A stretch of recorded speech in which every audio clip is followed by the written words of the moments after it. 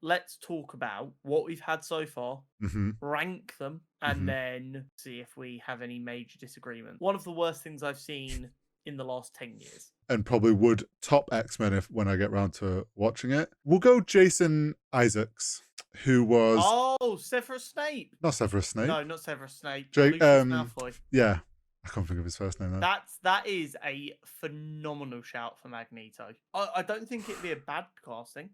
He's got that kind of. What if he ruggedish plays charm. Gambit so well that then you like him? He's pulled off a masterclass, and I don't want anyone to think I have an agenda against him.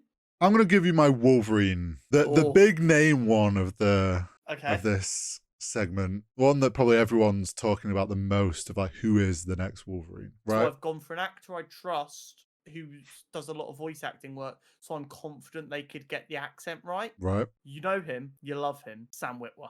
What if season 3 will most likely be the next Marvel animated project released? Because they're in the process of finishing their trilogy. Yes. That comment has caused quite a stir. Because why the fuck is What If being treated as a trilogy?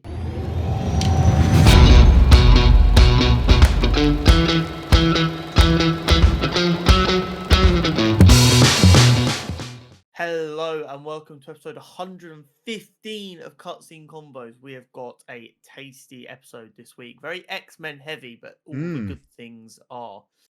We've got a character profile on Gambit. We're still working our way through the X-Men character profiles. We are. We will be ranking everything that's come out so far in 2024. It's been a stacked first half of the year. It really has. Not slowing down in the second half either. So we thought we'd do a little recap of what's come out so far and see where we're ranking everything. We have got our fan casts for the MCU X-Men films. We've got a couple of different pairings for Xavier and Magneto. We've both chosen our own X-Men rosters and cast the characters. So that'll be fun. I'm sure we'll both not at all have very strong opinions about the other person's list. That would never happen. And we have always got the Nerd News Network. But before that good stuff, Horizontal, how's your week been? What has happened since last week? I honestly, recently, I feel like time's just like, it only feels like yesterday that I was away with the family, but I know that's been like 2 weeks now. What did last weekend I went and saw Civil War with the girlfriend, which is a film we both talked about from A24. I'm sure it'll come up again later, but in our rankings of the year. It was very good. It wasn't quite what I expected the story to be, but yet the story was really good and the film was very well made. I've heard lots of good things about it. Doesn't miss. It's one of them things that's on my list that I want to go and see, but the amount of stuff that's come out with or not come out, the amount of stuff that's changed as we've moved, I've not even thought about the cinema in like an obscenely long time for me. You've been busy, especially because we've not had any like set films come out, so we've not had to think about it. I pay a lot more attention to what's coming out in the cinema when I know there's something that we need to watch coming out. So because I knew we had a bit of a quiet start to the year, I was kind of like, you know what? I can focus on just moving. And I'm just sat here like, oh, I've not been to the cinema in a while. I wonder if it misses me. No. But yeah, that's good, great film. Definitely recommend it to go watch. Very much enjoyed. And then other than that, kind of a chill week. Got we obviously been playing X Defiant came out. Yeah, we have. So we've all been grinding that. Have to say, I was very tentative because it's Ubisoft.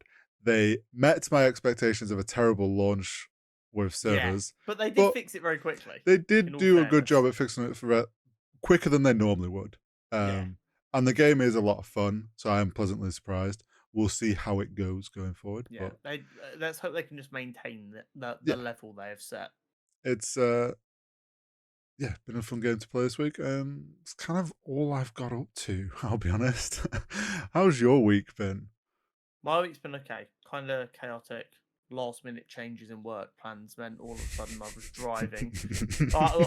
I'm in work. It's like midday, and they're like, "Can you drive to Nottingham first thing tomorrow morning?" No, not Nottingham, Northampton first thing tomorrow morning for a training session. I'm like, nice. Yeah, okay, I guess. Don't really have much of a choice.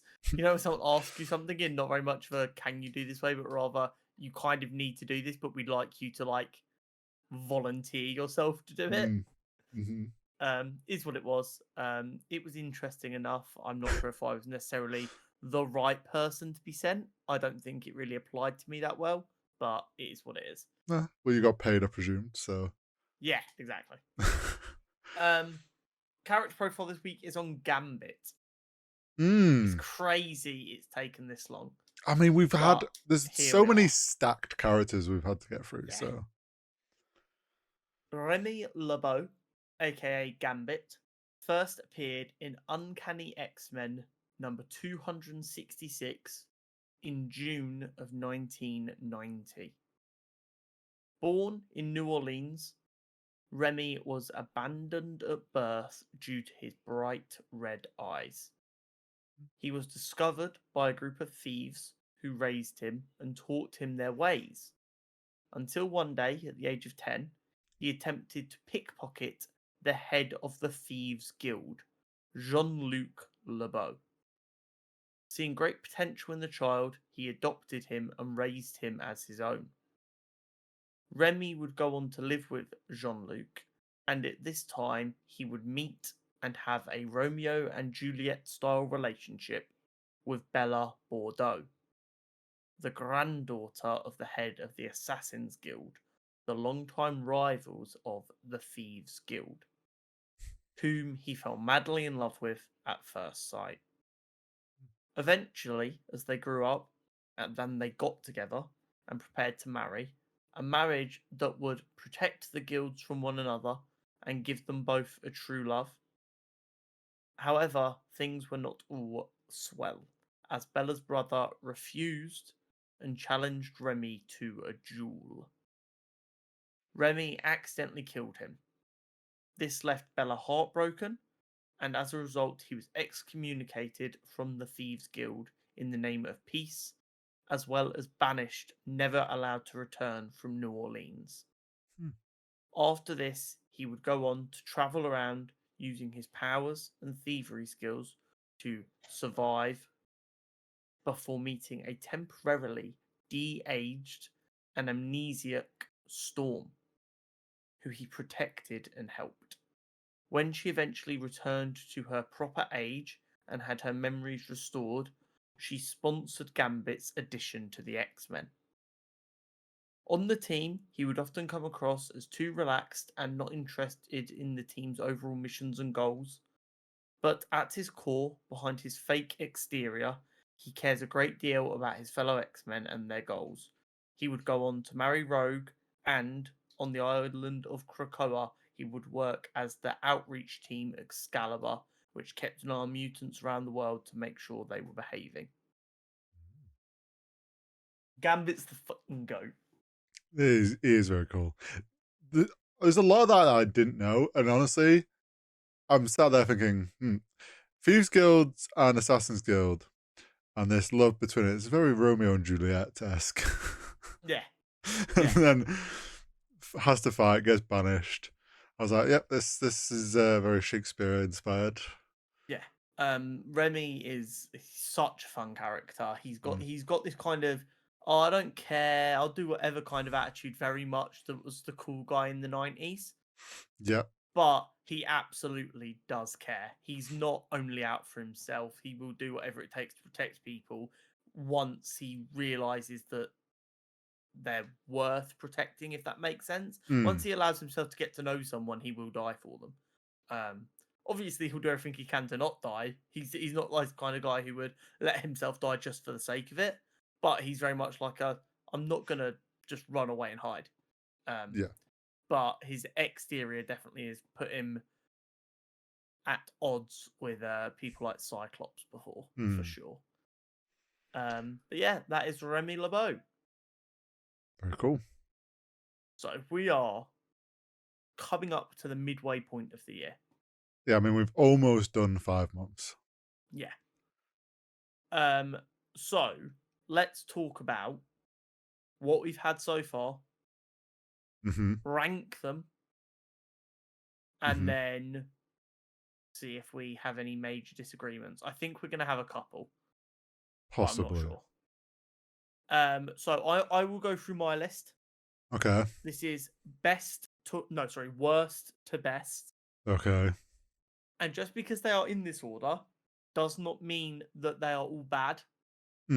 Just because they are earlier, it simply means the other good things are more preferable to me.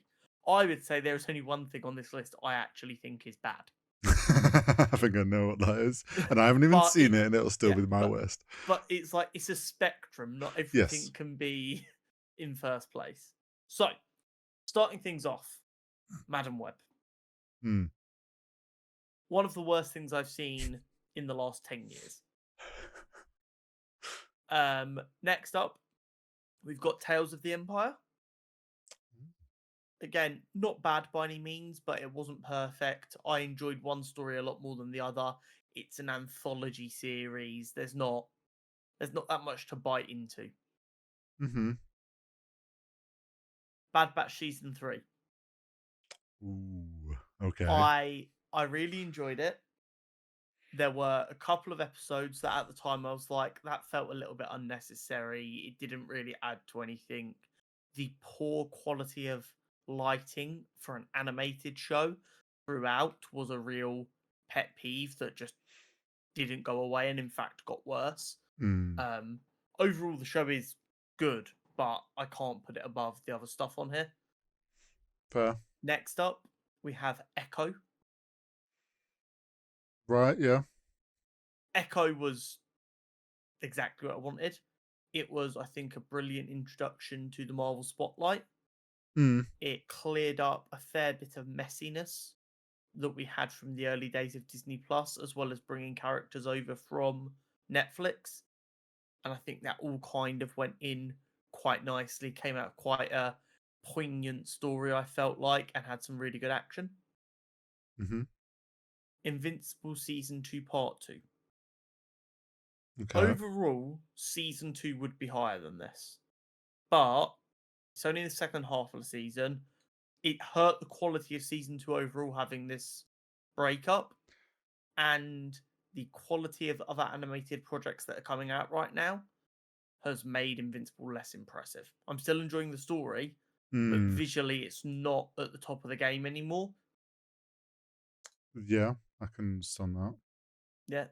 Next up, a surprise smash hit for me, Fallout. Yeah, fair. So good. We didn't even really know coming into the year that it was going to be out this early in the year. It's ended up being one of my favourite things I've watched in a while. It was refreshing. It was fun. Very excited for Season 2. Another surprising smash hit, Percy Jackson. Oh, okay. I was excited for this, but I didn't know what to expect. Only like the back end of the season came into 2024, but I will count the entire season as it was an ongoing thing. It wasn't like we were late to it or we were forced to wait. I'm really excited for Season 2 of that. I think they did a lot of good stuff well, and it seems like they're going to take on board the bits that people weren't as fond of and try and rectify that. But Percy Jackson and Fallout really could go either way round for me. Next up is one we didn't discuss on the podcast. Reacher Season 2. Yeah, I haven't seen this. So it started. It did start coming out in December, but me and Jenna, like psychos, decided we weren't going to watch it till it was all out. But we didn't binge watched it. We still watched it one episode a week. Okay. So we didn't start it till like end of January or February or whatever. So against binging. Yeah, I'm trying to wean myself off of it so much. It's dreadful. Reacher Season 1 was one of my favourite things that a streaming service has put out. I genuinely really enjoyed it. I think Alan Richardson is phenomenal. Shout out Thad Cox. I definitely want to go watch it at some point. You need to watch it, especially with them announcing Cross, which is another. Cross is another book series about a crime fighter, but it's different stories, same concepts, if that makes sense. Yeah, I get you. But instead of relying on being this big muscly guy, he's like a police officer who's like a bit more of like a profiler type. Got you. and their success with Reacher makes me think they're going to adapt them books really, really well. So Reacher season 2 is an absolute smash hit for me. X-Men 97, just wow. Yeah. There's no. We are at the end right now where everything that's not in first. It feels painful to not have it in first. X-Men 97 is phenomenal. But June Part 2, it's a generational film. June is also on my watch list. Yeah. June Part 2 might be the only thing of maybe the last 5 years that I would confidently be able to say I'd throw straight above X-Men without like melting my brain. Oh. I don't think anything else I've watched in the last kind of 5-ish years, I would sit here and go, oh, that has to be above X-Men 97. Fair. So yeah, that is my rankings for the year. Like I said, I only think one of them is actually bad. So yeah, like having Bad Batch like that early might seem like I'm shitting all over it. No, I loved everything other than Madam Web here, but I didn't love Bad Batch as much as the stuff that came after it. I get you. I have a few things in different orders, but it's similar case of like, we had a lot of good stuff. It's just some was slightly better. But yeah, I still obviously enjoyed everything. Now, I will preface, I haven't seen Madam Web, but you gave me a very good review of Madam Web on this podcast. If you haven't, go watch that. I can safely... Not the film, the review. Yeah, the review. I can safely feel like I can put Madam Web in last place without even needing to see it. We could do a ranking of the millennium so far, and I'd have Madam Web as the worst thing.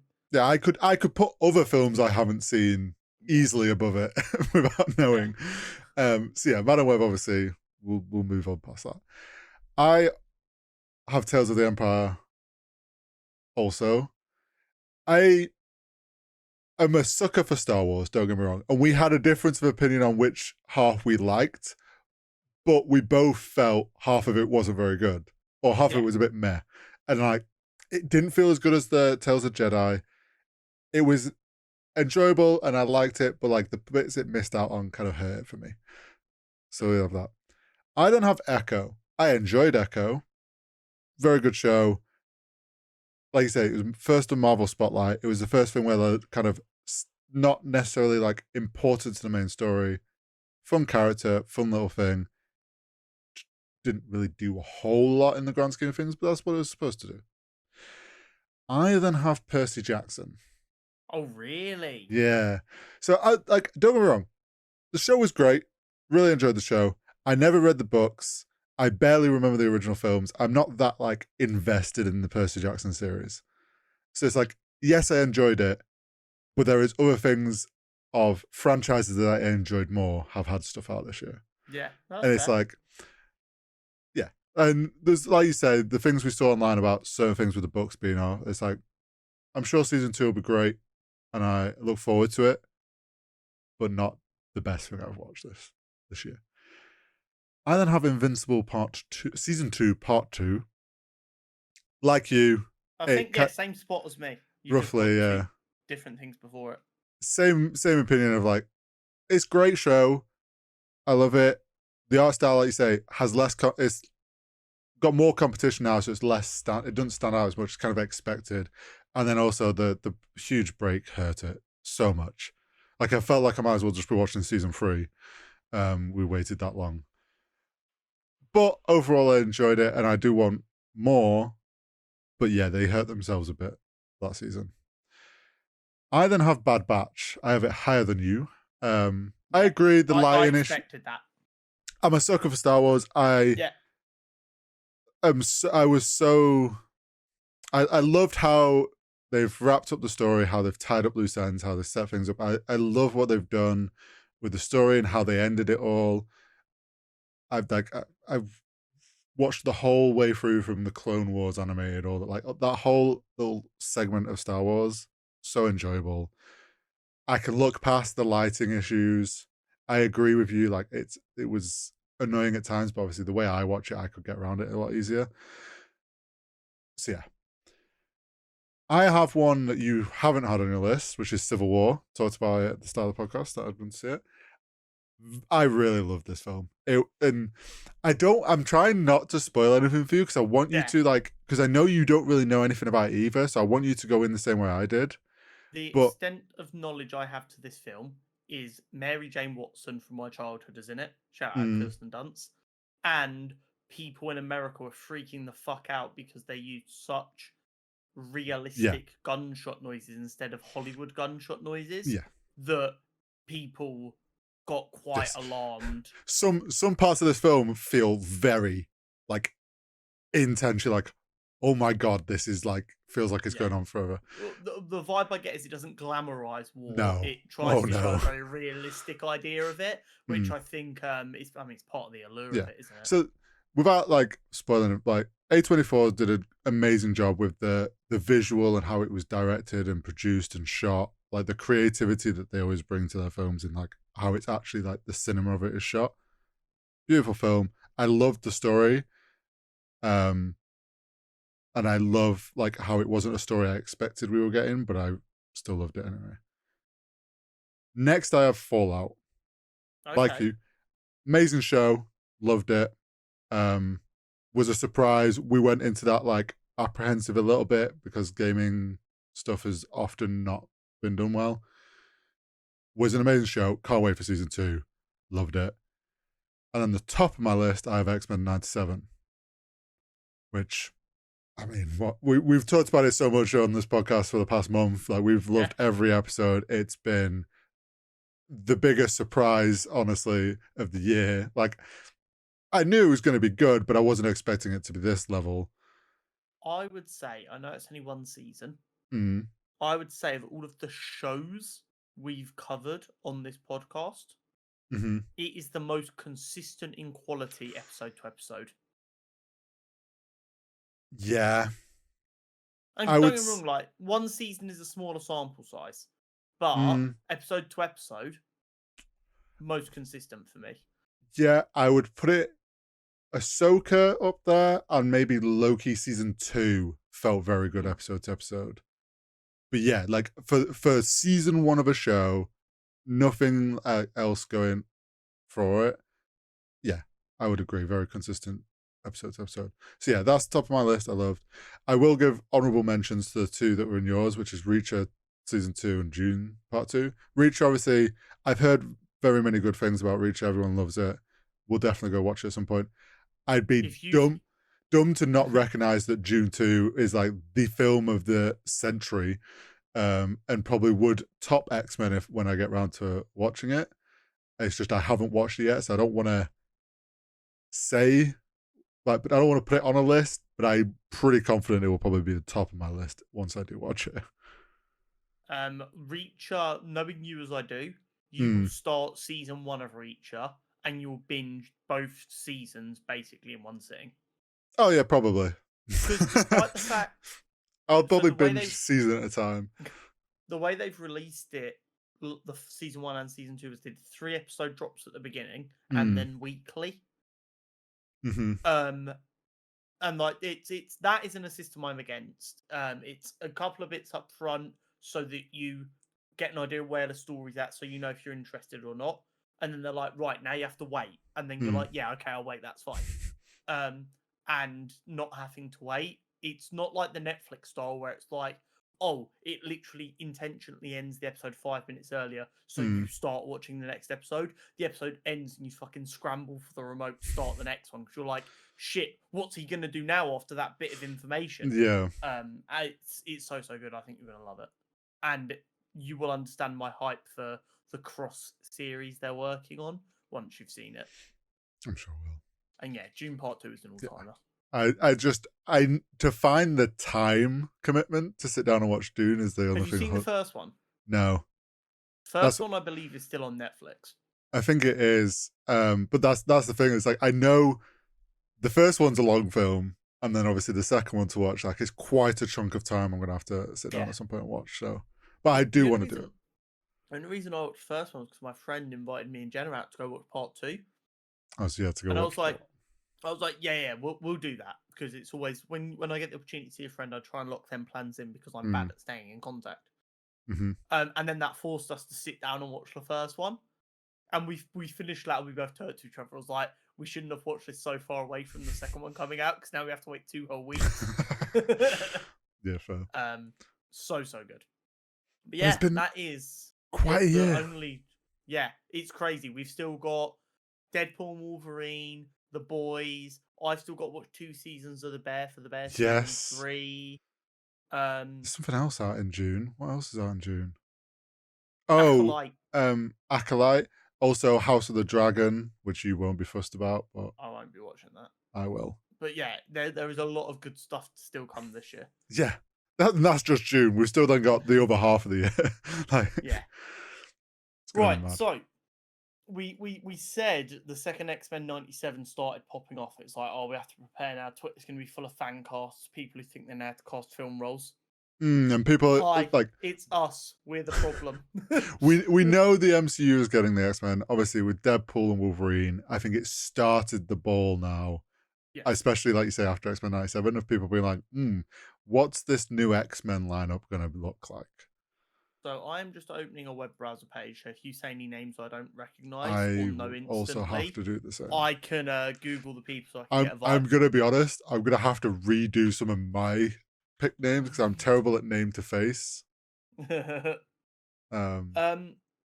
yeah. So what we're going to do first is we're going to go through Professor X and Magneto. I think we've both got 2 pairs. I haven't really paired them. Okay. I have like 3 of each, but I mean, one of the Professor X ones is just not realistic. Still a little troll. So, sort of a troll, but sort of not a troll, sort of more of a hope. But so yeah, I've paired mine up because this makes me sound like a pretentious fuck. But when I'm like trying to do like these fan casts, I try and imagine how they would look on screen together. Does it feel like they would work together? And that's how I ended up on these partnerships. I don't think any of my partnerships or any of my castings full stop are realistic. I don't think they'd happen for a whole bunch of reasons, but I do think these people with the right script would cook. So, my first partnership. Actually, do you want to go first? Because you've got 3. I can do. So, I'll give you one of each for now. I'm trying to pick a good pairing to kind of maybe. Can you see these 2 playing chess against each other? That's difficult. Maybe, yes, but I'm trying to pick like which one would more likely play chess with you. You know what? Screw it. We'll just go with the first ones I have on each. The pairings may or may not work. Maybe there's better pairings out of the ones I've got, but we won't worry about that. I will repair up your casting. That's fine with me. So, for Professor X, Mark Strong. Okay. You'll know him from Kingsman. Yes, I'm familiar with Mark Strong. Yeah, for those that may not know, but I think potentially could make a very good Professor X. And then for a Magneto, who do I think will best fit with Mark Strong? We'll go Jason Isaacs, who was Severus Snape. Not Severus Snape. No, not Severus Snape. Malfoy. Yeah, I can't think of his first name. That is a phenomenal shout for Magneto. I like that. Before we discuss that pairing too much, would you like to hear my first pairing? Okay. So my first pairing is an old Xavier and Magneto. Okay. So I was looking at people in their 60s that are going to be for actor standards, are going to be more visibly older in case they want a more established X-Men team. For Xavier, I went for the always great Gary Oldman. Okay, yeah. And to be his complementary Magneto, I wanted someone imposing, someone strong, maybe someone called Mark. My Magneto for Gary Oldman is Mark Strong. Interesting. Do you know, though, that's wild that he could fit both. Mm-hmm. Honest to God, I was looking at 60-year-olds. It's crazy. You do a podcast with one. Yeah. And I was looking at Mark Strong. I was like, yeah, he's bald, but he's just, I think that's like, what sold me. The way his face is structured, I could see the helmet sat on there, and because he's quite a physically imposing guy. I kind of looked at it, I was like, I could believe this guy was both 60 and still capable of destroying the world. I do think he'd also be a very good Professor X. If you wanted to go through a bit more of an imposing Professor X. Whereas Gary Oldman, I was just kind of like, Gary Oldman will shave his head if he needs to. And Gary Oldman acts like rent is due no matter what. So I was like, he will cook. Jason Isaacs for Magneto is stunning. So I'm looking at some more recent pictures of him. And he looks a little bit like a young Ian McKellen. Like a little bit. Yeah, I can see what you mean. Which is, I think, quite funny. But he's also a phenomenal actor. We know he plays villainous very well.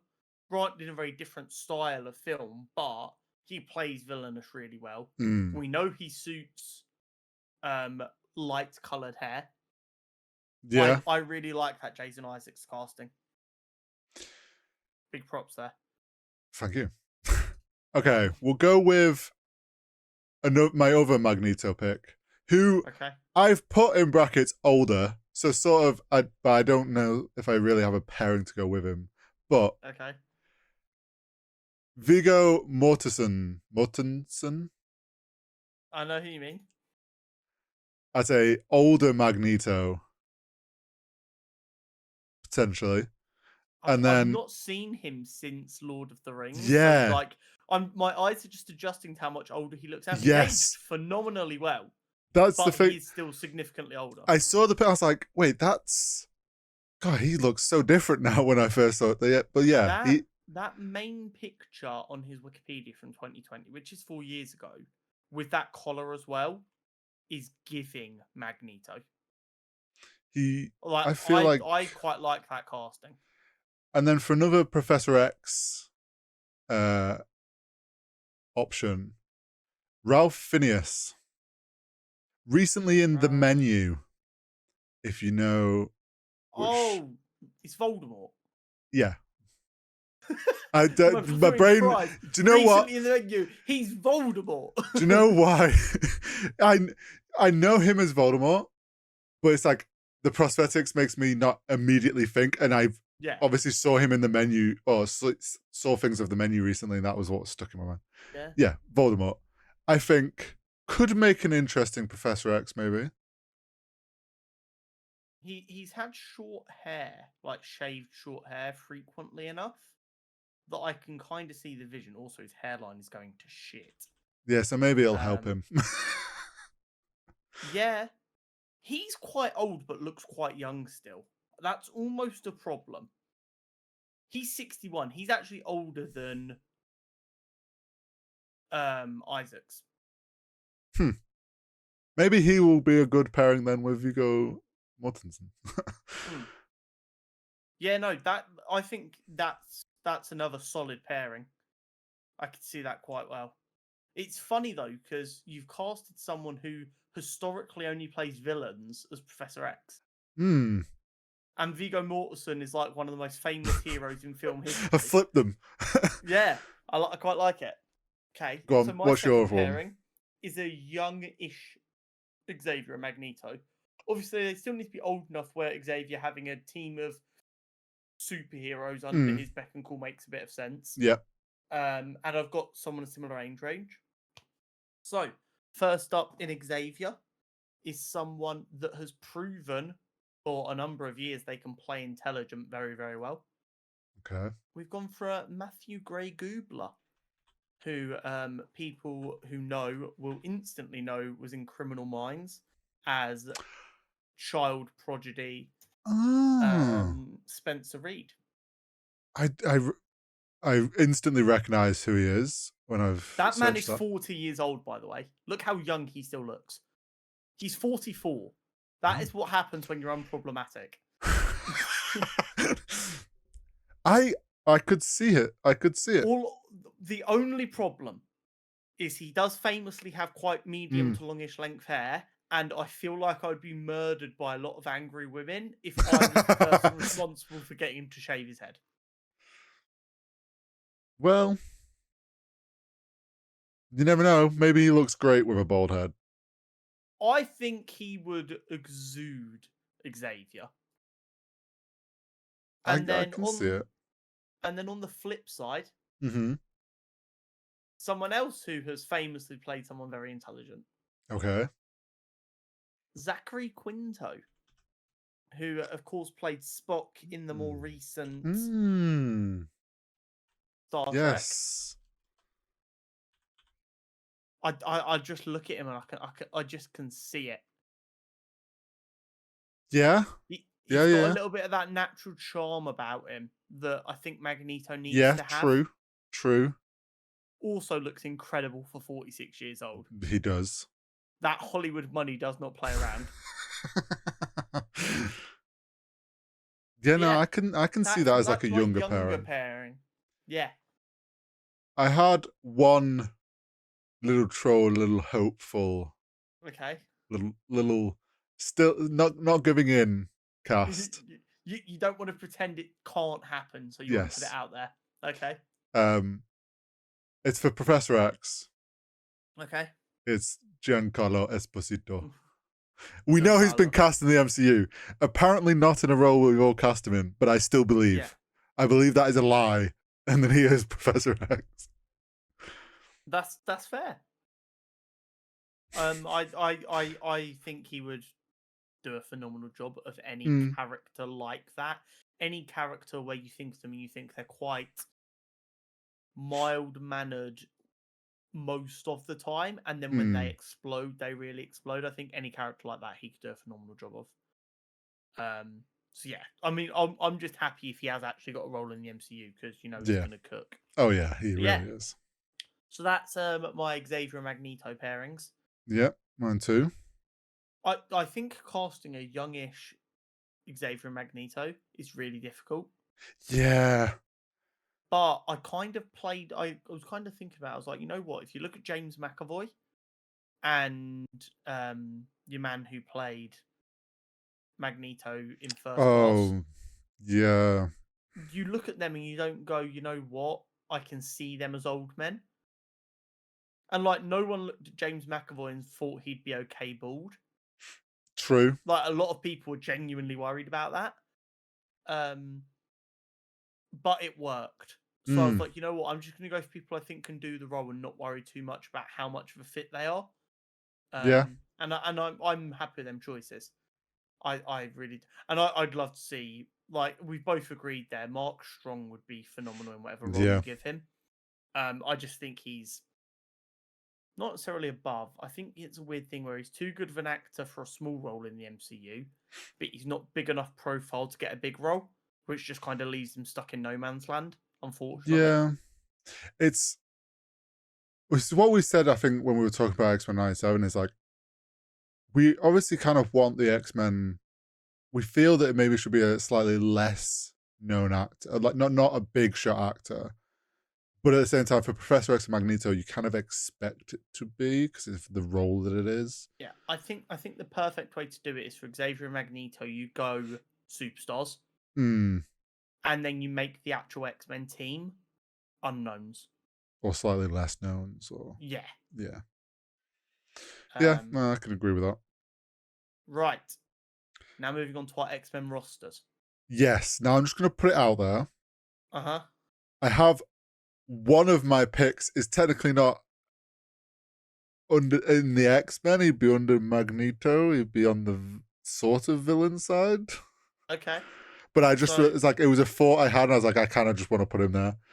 So we've both given ourselves 7 characters. Yeah. So we've got to choose the characters, and then we're going to choose the actors. So would you like to name your characters first, Horace? Okay.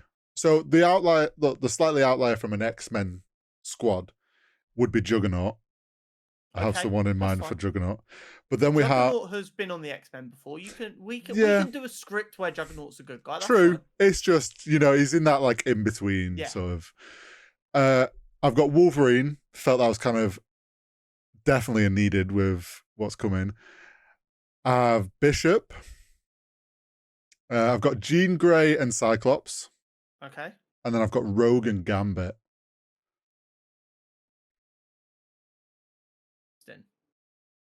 Okay. Quite big namespace of your standard X-Men squad. So who's on your roster? Okay, so my roster, I've got Cyclops and Jean. Mm-hmm. Absolute must-haves. I've got my gal Storm. Ooh. I've got Rogue. Mm-hmm. I've got Gambit. I've got Jubilee. Oh. And I've got Beast. Ooh, interesting. I thought about Beast, but then I was like, I kind of could. I know they probably will use his face for it, but I was like, it probably lean more to voice nowadays. Yeah. I don't worry. I thought about that. I really didn't want to just do the 97 roster, even though I essentially have. I mean, I sort of have as well. In my head, you can't have Cyclops without Jean or vice versa. And you can't have one of Gambit or Rogue, which takes up 4 spots straight away. Yeah. I wanted Storm and Jubilee, and without Wolverine, I really wanted Beast. Yeah, fair. See, and then my 7 spots were gone. I was similar. I was like, well, Jean and Cyclops makes sense. Got a Rogue and Gambit, and I was like, well, I want to do Wolverine because we know there's going to be a new one. And then I had the idea for Juggernaut, so I was like, well, that's another spot gone. And then I had a great idea for Bishop that I sort of saw online. A lot of mine are some stuff I've seen online and taken suggestions. I've got some Rogue calls for my yours are probably going to be way more Rogue because I'm also not very good with celebrities. So it's like I have to Google 5 of my castings. Okay. I promise you. I'll kick things off with Juggernaut though, because it's sort of the outlier one here a bit. Yeah. Everybody knows him. Hafthor Bjornsson, also known as Thor, the Icelandic giant, whatever you want to know him as. Yeah. I thought we've seen him in Game of Thrones play that like huge sort of just soldier. And I was like, Juggernaut just needs to be massive and smash through walls essentially. And he's instantly has just the height and the stature that you would want for Juggernaut. I get that. It's a good casting for going practical for it. Well, yeah. Yeah, that makes sense. Right, shall I do my go on, Cyclops casting? Yeah, let's kick it off with Cyclops. Let's get into that. Okay, so for Cyclops, I've kind of tried to keep everyone in like the kind of 20 to mid-30s range where it makes sense here in this team, apart from Jubilee and Beast. Okay. Jubilee, I went for like a teenager. Beast, I went for whoever made sense. Mm-hmm. I'm trying not to give too much weight on Beast. So I've gone for an actor by the name of Luke Newton, most famous for his role in Bridgerton as Colin Bridgerton. And I have some logic for this. He has the right look. He has the Boy Scout look. Yeah. But, and this is, I think, really important, a lot of the time, men are like, why would Jean prefer Cyclops over Wolverine? Mm-hmm. Women would turn up and see this actor having seen Bridgerton and be like, I get it. Smart. And I think that casting genuinely works for that reason. He's a really good actor in Bridgerton. I really like him in Bridgerton. I think he does a good job. He's got the right kind of, like, for want of a better word, Cyclops needs to be a pretty generic-ish white guy. Yeah, I know what you mean. But he's like, he can grow out a beard to look a little bit more rugged if you want Cyclops to be a bit darker. He can go clean shaven if you want the true Boy Scout experience. I think he's a solid spot, and I'm really enjoying the quality of his acting. And I tried to pick as few people as possible that I haven't seen actively acting. Yeah, no, but yeah, I don't hate that's that. my opening pick. I think he would do a really good job. Okay. And if Marvel do hire him, I want to cut. Well, I'll give you. We'll keep on Cyclops here then. Makes sense. Yeah. I went for Scott Eastwood. He. Yes, I think so.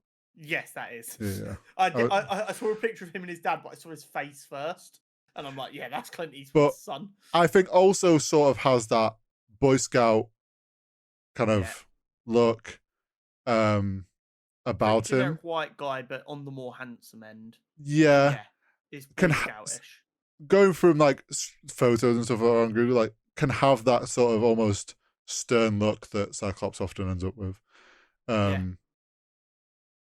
Not in a lot of like huge things, so still sort of on that more under the radar sort of level, I would say.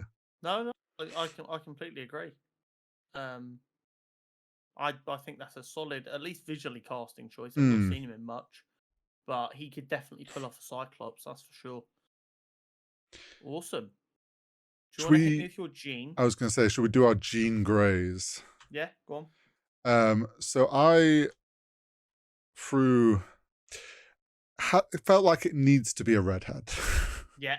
Just to make things easy. Obviously, whoever it is could. Hair dye exists, yeah, but visually it just makes it easier. Rose Leslie. I know it. Well, she was in Game of Thrones, which is what probably a lot of people will recognize her from. She was also in The Last Witch Hunter, I think, which was a so-so film. But I think she could, with my Cyclops pick, I thought they could match well together. Yeah, no, I see the vision. Because that's also part of the thing. Like they've got to make sense that they would be together. Yeah, I completely agree. I quite like that casting. Okay, go on. She also looks incredibly young for 37. Yeah. So now this actress is legitimately unknown. I spent ages to find someone who was giving Jean on Twitter looking for starting up actors. It was almost getting there. Jenny Ross, Geni Ross. Oh.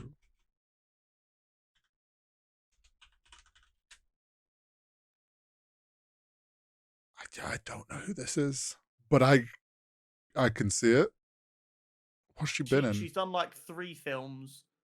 Nothing since 2019. She might have given up acting. Bro, definitely just searched redheaded actresses. I spent so long on Jean, Storm, and Rogue because I could not find the right people. Yeah, they were difficult, I will say. Yeah. I changed Storm 3 times. Fair.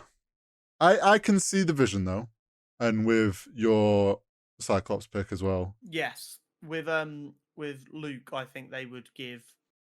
I think I've gone a little bit less. Edgy isn't the right word, but I can't think of the right word. I think I've gone more innocent looking. Yeah, you've gone more like young and innocent pairing, where mine are a bit more like they've gone through a bit of stuff already. Your Jean and Scott have already been traumatized 2 or 3 times. Mine are getting ready to go on their first mission. Yes, young lovers is more the vibe. Yeah, absolutely.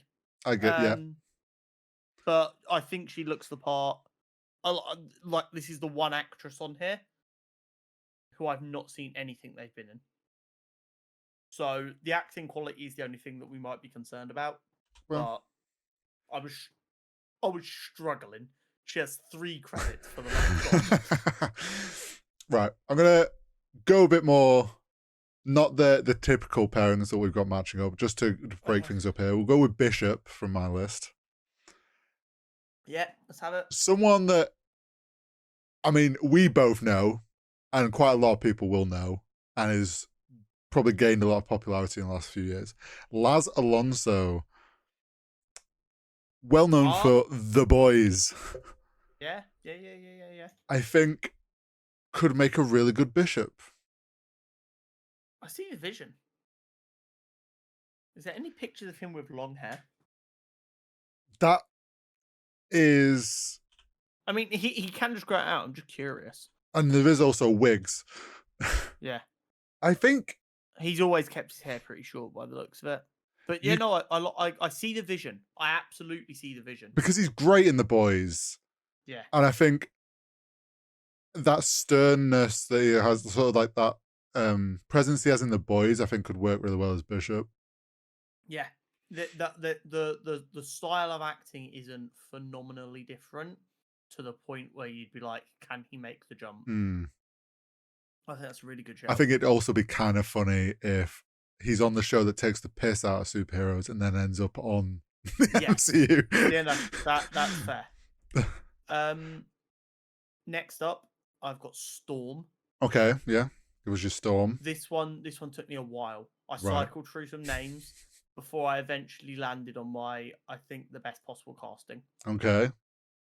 Maria Sten. Most notably known to me from Reacher Season 2. Also a former Miss Universe competitor, which I didn't know about her until today. I could see her as Storm. Yeah. I personally, this is it's one of the ones that took the longest, but this is one of my favourite castings I've gone for here. No, yeah, I can see the vision for sure. Definitely can see her playing Storm. And also, she in Reacher, she gives a very commanding of respect while not being cold. Which I think obviously is always partially down to writing for female characters, but it's a difficult thing to get the perfect balance of, and she nailed it. She's phenomenal in Reacher Season 2. And I think she'd just be perfect as Storm. Yeah, well, Storm has to have that like presence about her. Yeah, and like when Storm is referred to by people as a goddess, not just her powers, but just like the fact that she was also a former Miss Universe competitor is fucking hilarious. Yeah, works so well. It's just really funny. Do you want to give me your rogue pick? You want my rogue pick? Yeah, your rogue pick. Once again, I really struggled with rogue. Same. It was a tough. I thought I'd landed on someone, but then while scrolling, I saw another actress that I'd seen in a show before. Right. But the way the character she played in that show, like, it didn't line up for me. It was only when I saw a picture of her at an event that I was able to see the vision. It's Antonia Gentry from Netflix's Ginny in Georgia. She plays the daughter. In that, because she's playing a teenage daughter, she's dressed quite young. But when you see her on red carpet stuff, she's dressed like an adult, like she is. I can see her playing a rogue quite well. I can see the vision. I was in the lab with this pick. Yeah. I mean, I haven't seen anything that she's in, but I can see the vision you're going for. She's very good. The character she plays in Ginny and Georgia is a character who has a lot of trauma and is struggling with a lot of things.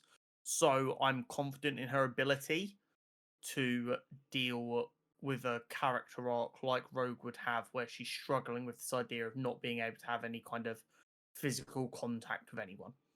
Yeah. I know for a fact she's got the acting chops for that because I've seen her do it. The only thing we would have to deal with by casting her is a bunch of weirdos on the internet getting angry that she's not white. Well, but that's just the I'm not letting that get it. Yeah, I'm not letting them get in the way of what I think is a genuinely really good rogue casting. So my rogue casting. Yeah. Who'd you go for? Alexandra Daddario. Oh, okay. Yeah, I'm aware. From the old Percy Jackson films. Yeah. I again struggled. There was like bouncing around a few different, and it's just like trying to find the one that feels like the right fit for one that would go kind of well with Gambit as a like personality wise, but then how we saw Rogue in like X-Men 97 of being that strong kind of powerful character that she is. No, I see the vision. I don't think that's back on her door. She didn't even cross my mind, but the second you said it, I'm like, I actually quite like that. I think she did a really good job. Also, shout out to I forget her name. Is it Kiki or is it Coco? It's an actress who did a cosplay as Rogue, and a lot of her fans were like, "You should be considered for the role." She is very, very good. I forget her name. I've googled Rogue cosplay, so Rogue actress cosplay. Oh, I think Kiki Palmer. Yes, I remember that now. She did a really high quality photo shoot for like a Halloween. Yes. And she cooked in the role. Yes, I remember that going around the internet. Yeah. Also would be like, a great pick. If they wanted to do that, I would back it 100%. Yeah. But I didn't want to just choose like essentially another fan cast as my fan cast. I get you. That would definitely be a pick I would back to the house because she's also a very good actress. Next up, I've got Gambit. Yeah, we might as well do Gambit, the pairing here.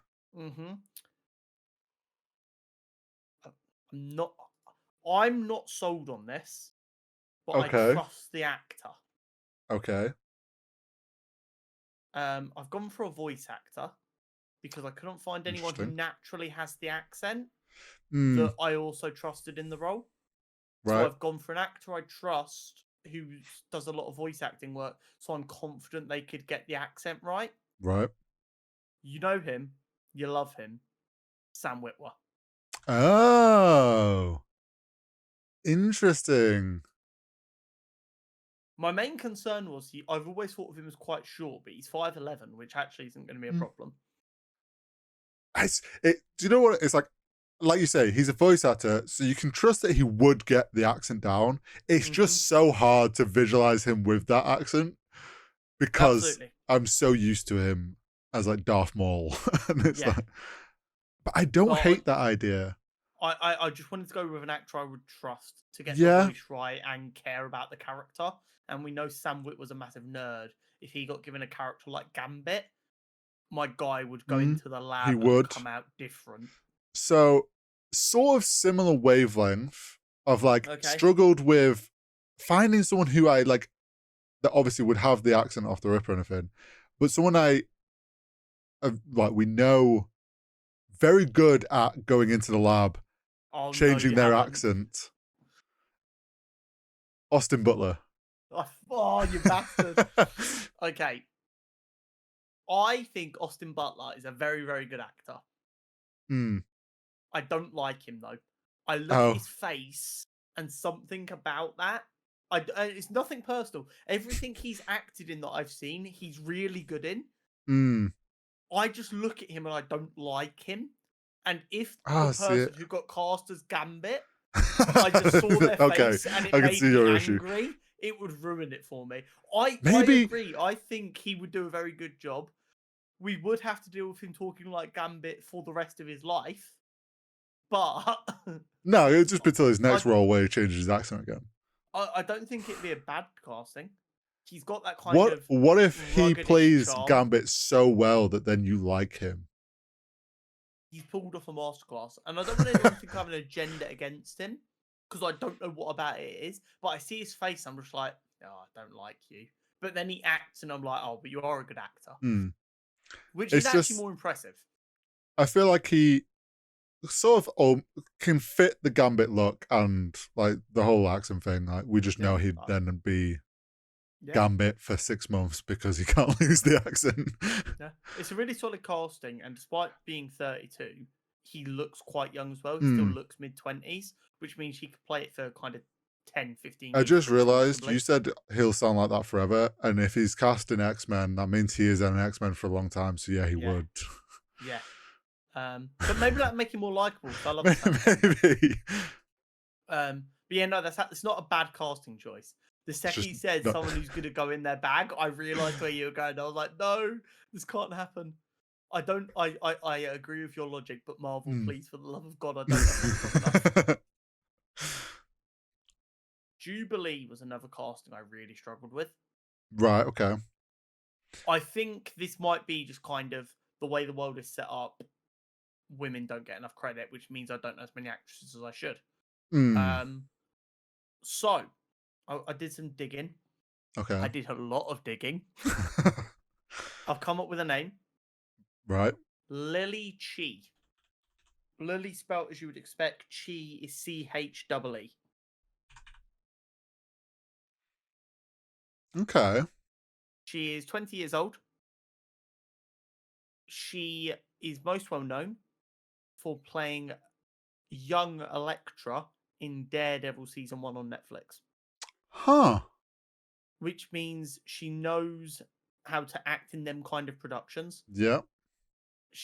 I'm pretty sure the young Elektra scenes had some fighting scenes built into them. I think they did. Training scenes at least. Yeah. I think she could do a really good job of Jubilee. Yeah, no, I can see that. I can see the logic and I can see the vision. Yeah. I don't hate that. And I also think she's like actively young enough where she could help the writers make sure Jubilee's dialogue feels like a young person's dialogue and not an actor reading a 40-year-old writing a young person. I also think, like, next to some of our other picks, like, she looks and feels young enough to where she seems like the young one of the group, like she's meant to be, like the little sister of everyone. Exactly. Realistically, we've got to accept Marvel aren't going to cast an actual 16-year-old. Obviously. But I think she could do a really good job. Yeah, no, I don't hate that. I'm going to give you my Wolverine.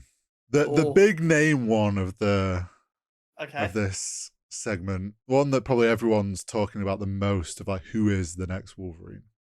Now, we've discussed this in the past. We've given the named favorites. Yeah. I tried to steer away from them because obviously we've already talked about them. And I can't remember if this guy has been in that conversation or not because it changes so often. Milo Gibson. Oh, that's not a name I know. Yes, that is Mel Gibson's son. Okay, I kind of see what you're cooking. How tall is he? Because although it never used to matter, now it does apparently. True. I didn't think about height. He doesn't seem outrageously tall. Why is it giving it to me in meters? 175. I mean, that's shorter than me. Everyone's shorter than you, John. 5'9". We can make that work. We can make 5'9" work. But like, there's a few pictures of him like quite rugged. If he turns out like his dad, I think if he's going to be Wolverine for a long time, like Hugh Jackman is, he could age quite well into an older Wolverine. Yeah. Yeah, he's got that kind of... Okay, so I've gone into the pictures and I've scrolled down a little bit and it's just gone, who should replace Hugh Jackman? So it's clearly from an article or something. He's clearly been mentioned before, but I've never heard him mentioned before. He's obviously not been in that top few that we've rotated he's not in the through. Daniel Radcliffe, Taron Egerton. I didn't think he had, but I quite like that. I don't think that's a bad casting. I think Wolverine's a really difficult character to cast. It's the one everyone's so fixated on because... Do you know what it is? You need to look at whoever is playing Wolverine and you need to be able to easily imagine that they smell bad. Smell bad and have seen many years of war. Yeah. And I'm not saying Milo Gibson does smell bad, but I look at him and I could imagine he could very easily... Like, he seems like one of the guys who, when they go to the gym, they come out and they're like, no, I have to have a shower straight away. Otherwise, I'm a bioweapon. And I also, like, there's a couple of pictures of, like, he's got a pretty stern look. And I'm like, I can picture him as Wolverine in a bar just pissed with the world. And like I said, if he's like his dad, we know they've got like a good amount of like natural hair, which means the hairiness of Wolverine is already kind of baked in, which is also important. That's actually a solid casting, and you've not fallen in the trap of going for a popular name. Well done. Thank you. Right, Beast. Yeah, who's your Beast? Okay, so I agree with you. Beast is most likely going to be a voice actor. But I also am a big fan of like high quality CG tracking performances. And sort of based off of their facial structure and stuff. So I thought to myself, who is one of the best ever motion tracked actors? Okay. Sorry, the coin is dropped for Murray. Yeah. The one and only, the absolute GOAT, Andy Serkis. He is my Beast. It was the quickest decision. I looked at Beast, I stared at that name for 5 seconds, and I went, there is only one man for the job. I mean, he's played a gorilla, chimp. Yeah. Which is close enough to Beast. Yeah. He can do it. He knows how. He's a phenomenal actor, first and foremost. Yeah. He not necessarily enjoys, but he's very good at doing the motion cap performances and really getting into the character. I mean, he pioneered it in a lot of ways with his Gollum performance. I think he'd do a great job. I think you're right there. Actually, I'm using my visual of like, Planet of the Apes, and obviously while using that, and just thinking of that blue, and you can definitely get the same vibe from him. I don't think that is a terrible choice at all. That is the quickest decision I made of this entire process. Because I did the exact same thing as you when I said that I had Beast, where you're like, yeah, it's mainly going to be like voice acting and CG work now. So in my head, I'm like, right, so who can do that and who can do it well? So yeah. Do you know, this is a rogue, like, just because I was just thinking voice actors. Very rogue choice here. Definitely nerd biased. Okay. Travis Willingham from Critical Role, who voices Grog in the animated series. Yeah. He obviously incredible voice actor. What does he sound like not playing an idiot though? Pretty like he can play like a. Can he sound intelligent? Yes. Yeah. Because if he can do that, I'm sure he would also do a good job. Because he's played other D&D characters since then in different campaigns that aren't idiots. He's the CEO of Critical Role, so he's an intelligent person. I just as you're talking about like voice actors then and like taking it from that massive dude. Well, yeah, he is. He could play gorilla or gorilla adjacent. Just as a rogue outside pick that probably many people won't even know who he is, but he's actually in a lot of games and animated things that people know. He does a fuck ton of voice acting work. Yeah, no, I don't hate that casting at all. Let's quickly go to his IMDb. What's he like? Wait, he was in X-Men 97. Was he? Sebastian Shaw. Oh, he played Sebastian Shaw. Huh. He can't have done that in the original. No. The original Sebastian Shaw. Yeah, World of Warcraft, Mortal Kombat, Lego Marvel Avengers, Critical Role, American Dad. Yeah, he was 4 in the Lego Marvel Avengers, so he's got that like. He's done a lot. He's done Thor, Sandman, Flint Marco, Superman in Batman and Superman. Yeah, like he definitely could do the voice, and I think he could come across as the voice of Jaro Tapor in Star Wars Jedi Fallen Order. Yeah, he's done so much. Has range. Holy shit! Oh, all of the Critical Role cast do, but yeah, I was just then, and like obviously his visual helps picture him as Beast. You could have him on set in the motion caption suit, and he could just kind of walk around a little bit more. someone else, Animal he's Light. done also done motion cap because of like games and stuff. So Yeah. someone else is well versed in using that. Yeah, I don't dislike that casting at all. Andy Serkis is still forever my goat. However, Well, yeah, he will always be the goat. And your last pick is? Well, we did Juggernaut at the beginning. Remember? Is that all your characters? Yeah. Juggernaut, Bishop, Wolverine, Jean Grey, Cyclops, Rogue, and Gambit. Oh, well, there we go. They are our X-Men cast. Yeah, our X-Men squads. One thing I'm really upset about is that I couldn't find a way to get Nightcrawler in.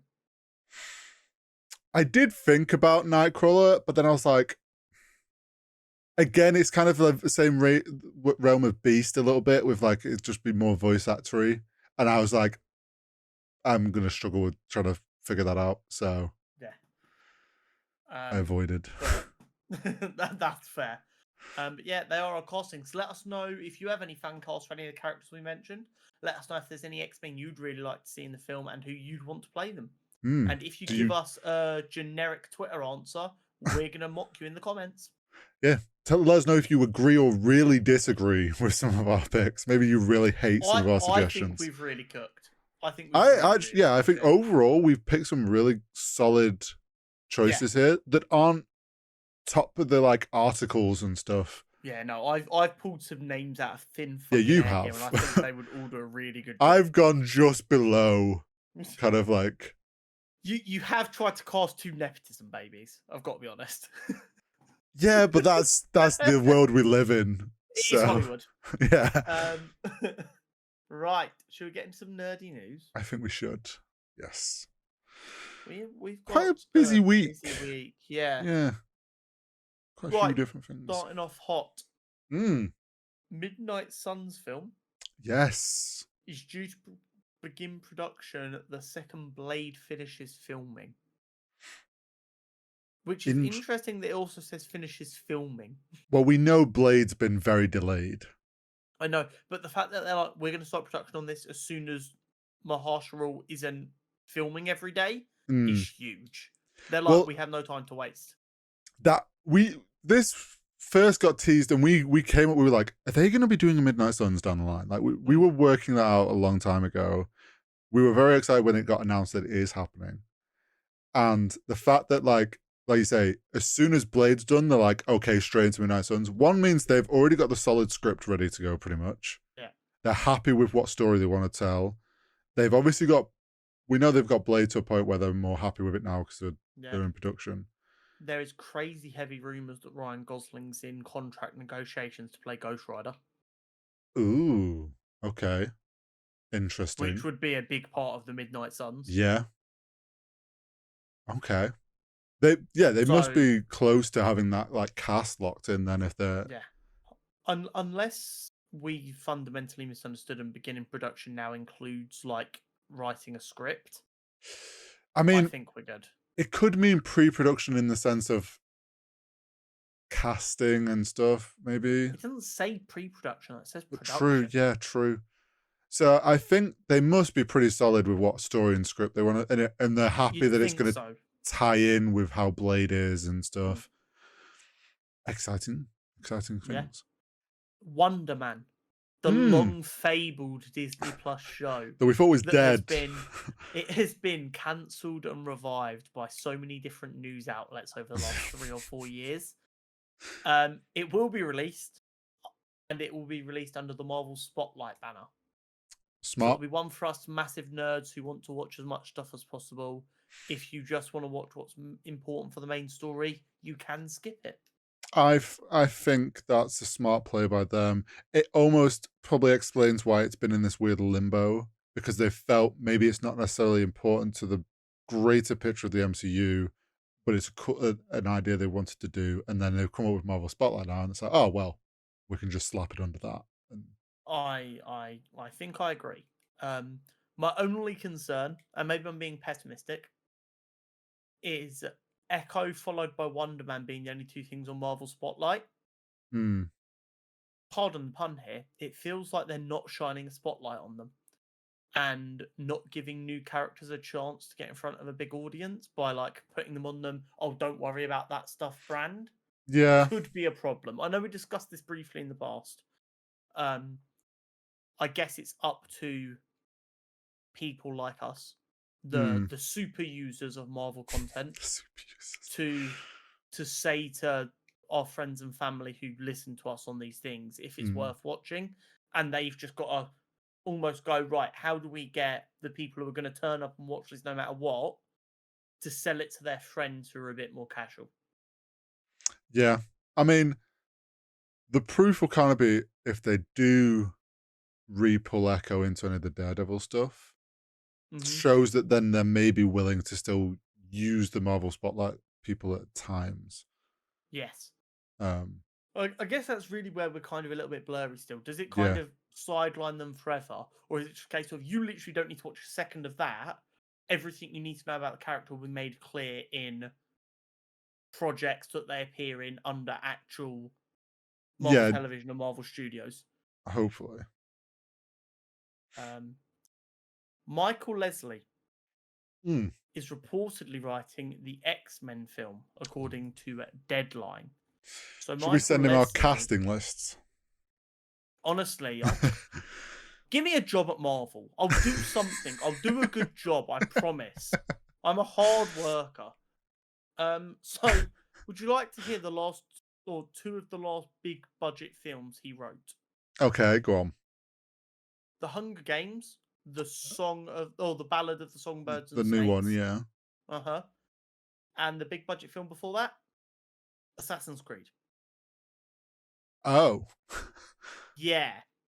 That was what I was expecting. So Twitter's a little bit concerned. They don't know what they're going to get. I would not scream and shout. I would be curious to know why the X-Men 97 team wasn't offered an opportunity.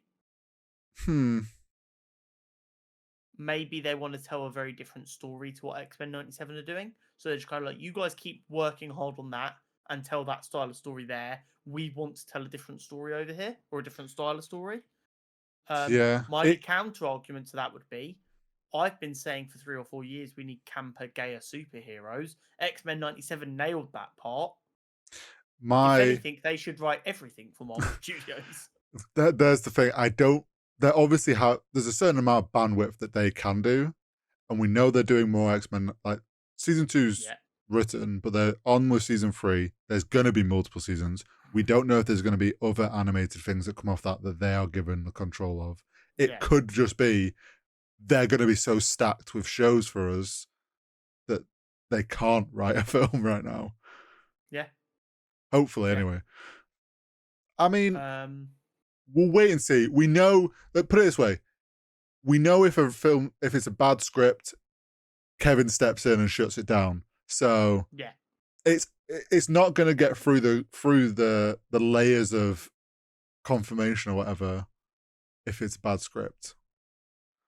Yeah, I completely agree.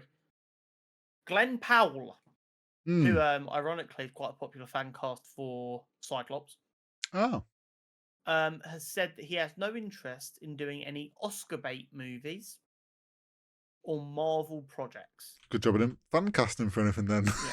So I'm hoping that he doesn't just have an issue with Marvel in general, and more he means that kind of large franchise, 12 million films kind of projects.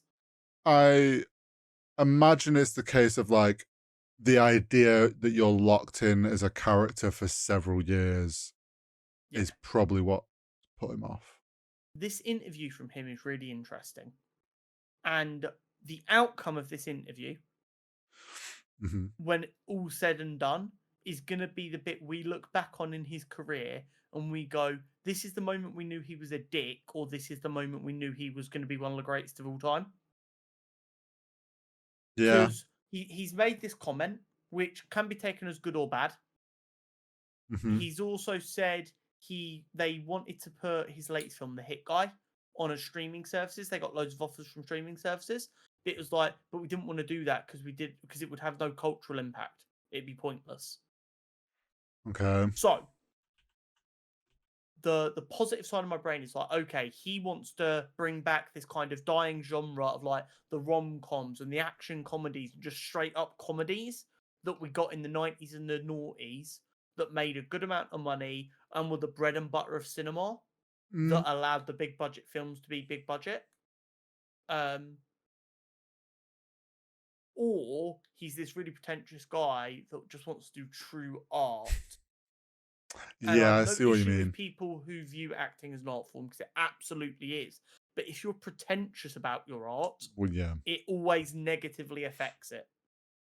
The one reason that makes me feel more positive about it than negative is another comment he made. Okay. He was offered an opportunity to be in the new Jurassic Park film. And he said he turned it down because he read the script and he didn't see how his presence improved the film. And he said, and it's a great script, so I'd rather let it be great instead of trying to get my hands on it. Okay. So that's why I'm more happy to take these as positive comments of, no, I want to go and do the weird, wacky films. Like what was one he did with Sydney Sweeney? Anyone But You? Oh, Anyone But You. Went fucking ballistic. I still need to watch it. It's on my list. Having a podcast where you do superhero content just means you have a list of other stuff you want to watch but you never get around to. Which was like genuinely, like he was saying about other films, it had a cultural impact. It brought a song that me and you remember from growing up into the 21st century. And if he wants to do them kinds of films and just kind of have fun with them and bring back this genre that's being left to die, I'll become his biggest fan. Fair. I guess we'll wait and see. Yeah, we've just got. It's one of them ones where we're going to look back and no matter what the outcome is, we're going to go, that was the moment we knew. Variety have reported that the Vision series is still coming and is due to land in 2026. That is wild statement considering we've heard nothing on that. So, I've seen a couple of people talking about this, so I'm not going to pretend these are my original thoughts. Right. Although these people did encapsulate how I think about these things. The issue with Marvel was they were greenlighting a bunch of shit. They've admitted to that. Without really thinking about it. So they said, we're going to stop doing that. And as a result, people kind of assume these weird projects that, like the Vision show that was initially called Vision Quest, and this Agatha show, were going to kind of get canned, and they were going to actually think about what they're putting out. Yeah. But instead, it almost seems like a sunk cost philosophy has come into effect, where they've gone, oh, we've already spent so much money on this. We need to actually finish making them. Really done anything on the Vision one that we know of. True, that we know of. I mean, don't get me wrong, I'd quite happily have it because I feel like they left Vision's story just like up in the air. But this isn't coming out for another 2 years, at which point it will have been 5 years since WandaVision. Yeah. Just put that in perspective. 5 years ago, 2019 Marvel films, what came out 5 years ago? Just so we can give a bit of reference here. Yeah, what's happened in the world of MCU? Was Far From Home. Right. Yeah? Yeah. Captain Marvel. Right. Avengers Endgame. So if you look at where we are now, yeah, imagine that jump from WandaVision.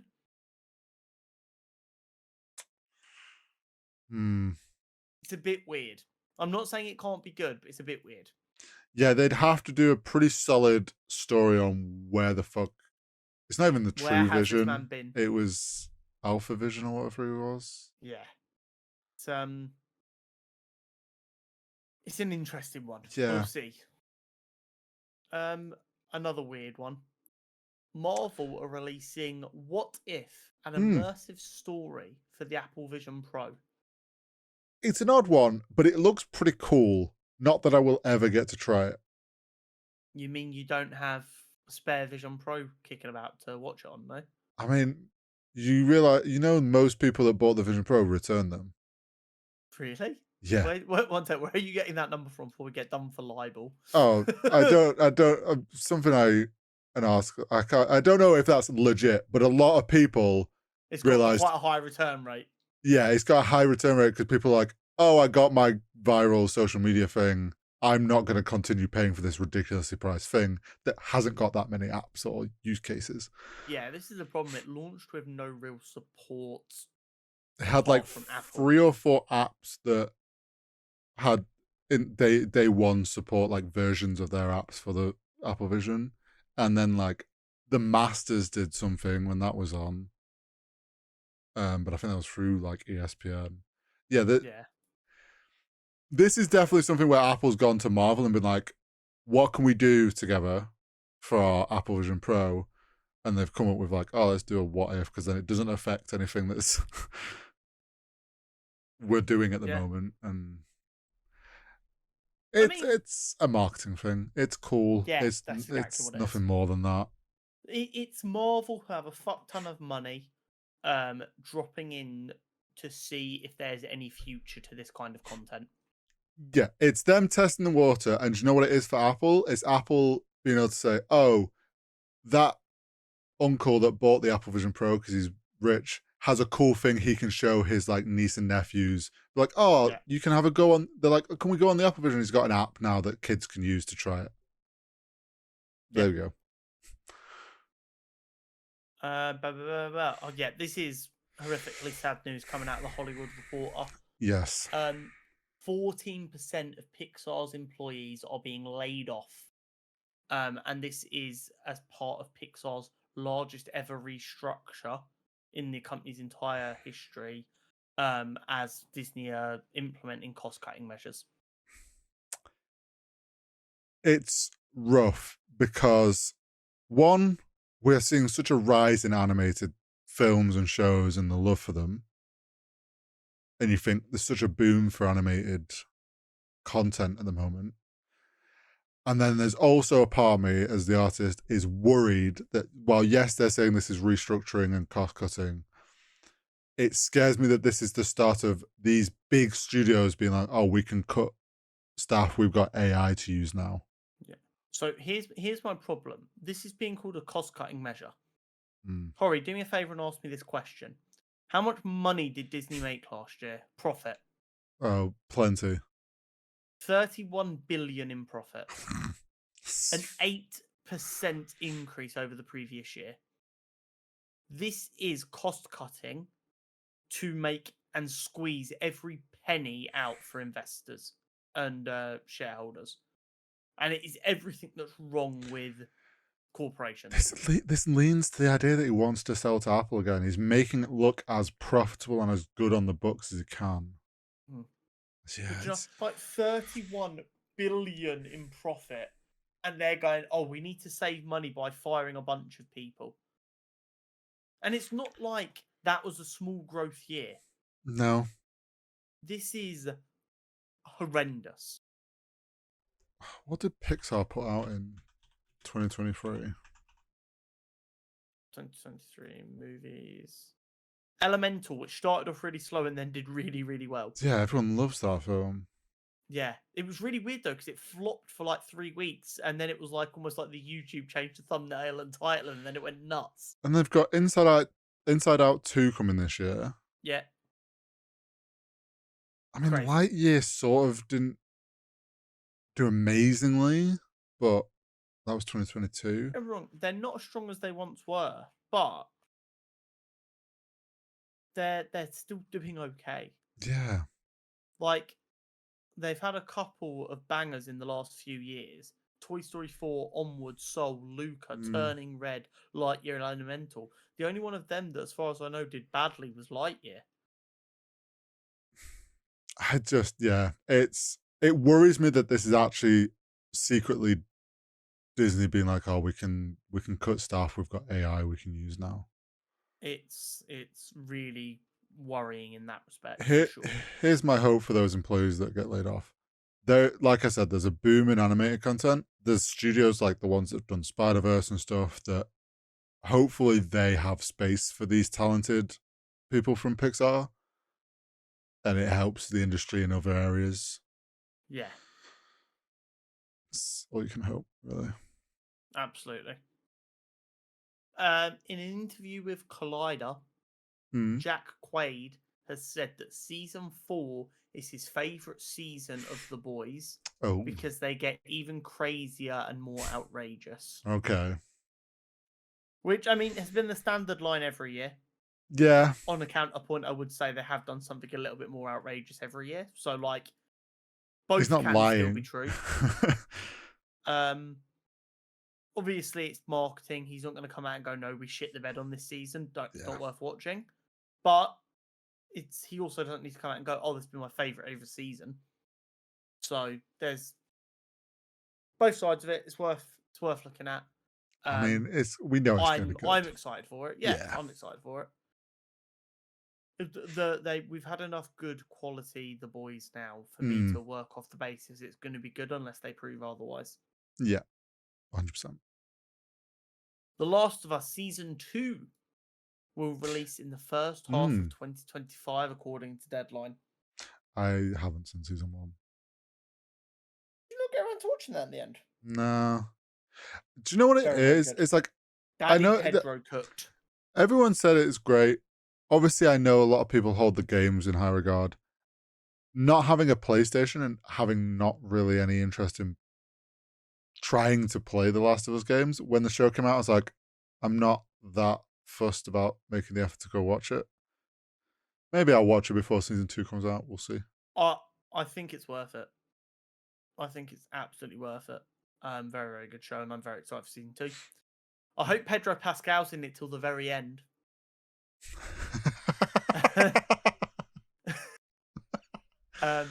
What if Season 3 will most likely be the next Marvel animated project released? Because they're in the process of finishing their trilogy. Yes. That comment has caused quite a stir. Because why the fuck is What If being treated as a trilogy of seasons when in reality it should be an anthology show where they just do crazy shit for 6 episodes a season? Here's my theory on that. Because I obviously saw they mentioned it as a trilogy. I wonder if now it's like it's taken them a couple of seasons to get What If almost an established like section of Marvel's, like, away from the MCU enough, but like people get used to it. They come up with, obviously, for that, we'll do this as a trilogy of seasons. We follow the same few characters through that trilogy. I wonder if what they mean by trilogy is the story of these characters, like Doctor Strange and Peggy, that we've had throughout the first 2 seasons. They'll finish whatever's going on there. Hopefully, they then just move to a very open, like you said, what it should be, of What If just being like 6 episodes of whatever the fuck it wants to be, and none of them are tied together. And in the most PG way possible, What If should work from a title first, like almost like YouTubers do their stuff. It's like, right, come up with a title, work from there. It should be a bunch of writers doing bumps of cocaine to just go crazy and just go, what if Spider-Man was the same species as Yoda? And then they make that episode. And then they do that 5 more times, and then they release that as a season, and then they continue. It doesn't need to be deeper than it doesn't. Another thought I've just had then, what if they're finishing this trilogy and they move on to What If Star Wars?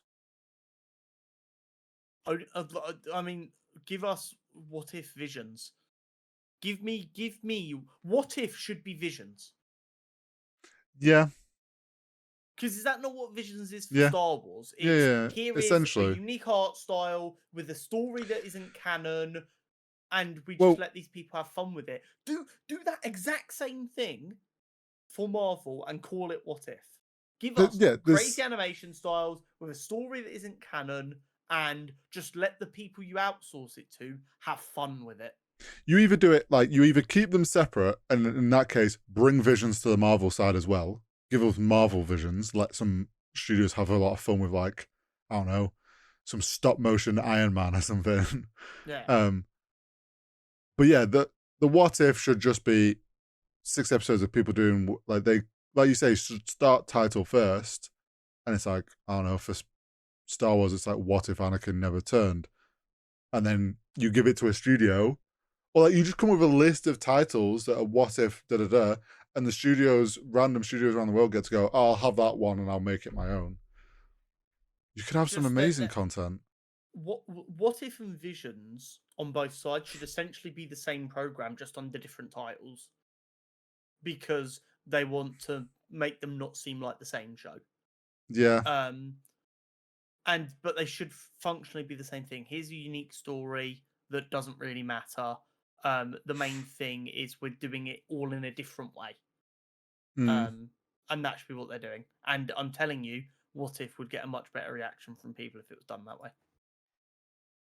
Yeah, I agree. But that is all we have time for. Yes, it is. Thank you as always for hanging out with us. We'll be back next week. We're going to have an explanation for all these new Marvel sub-brands that have been creeping up. The sub-branches. Yeah, we're going to be discussing our preview for the Acolyte. Yes, which we're very excited for. We'll have many, many other good things. We'll, of course, have the Nerd News Network and another character profile for you. But that is it for this week. Make sure you subscribe. Make sure you hit the like, and we'll catch you next time. Catch you next week.